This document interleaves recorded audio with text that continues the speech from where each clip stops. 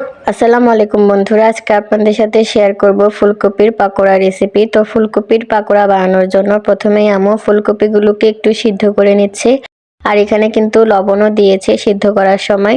তারপরে আমরা এখন আমাদের ব্যাটারটা বানিয়ে নিব। ব্যাটারটা বানানোর জন্য এখানে আমরা চালের গুঁড়া, ময়দা এবং সেই সাথে বেসনটা ইউজ করছি। আপনারা চাইলে যে কোনো কিছু ইউজ করতে পারেন, তবে এই দুই তিনটা জিনিস ইউজ করলে উপরের লেয়ারটা অনেক বেশি ক্রিস্পি হয়। তারপর এখানে আমরা হলুদের গুঁড়া, মরিচের গুঁড়া, ধনিয়ার গুঁড়া, জিরার গুঁড়া, আদা বাটা, লবণ, ম্যাগি মশলা এবং সেই সাথে আমরা কিন্তু এখানে একটু বেকিং সোডাও ইউজ করেছি। তারপরে এটাকে আমরা আস্তে আস্তে পানি দিয়ে ভালো করে মিক্স করে নেব। পানি দিয়ে ভালো করে মিক্স করা হয়ে গেলে আমরা কিন্তু এখানে একটু গরম তেল ইউজ করব, তাহলে উপরের লেয়ারটা অনেক বেশি ক্রিস্পি হয়। তারপর আমরা আমাদের যে ফুলকপিগুলো সিদ্ধ করে রেখেছিলাম সেগুলো ব্যাটারটার মধ্যে কোট করে আমরা এখন গরম তেলে ভেজে নেব। আপনারা চাইলে ফুলকপির সাইজগুলো আরেকটু ছোটও রাখতে পারেন, তবে বড় বড় রাখলে দেখতে অনেক বেশি সুন্দর লাগে।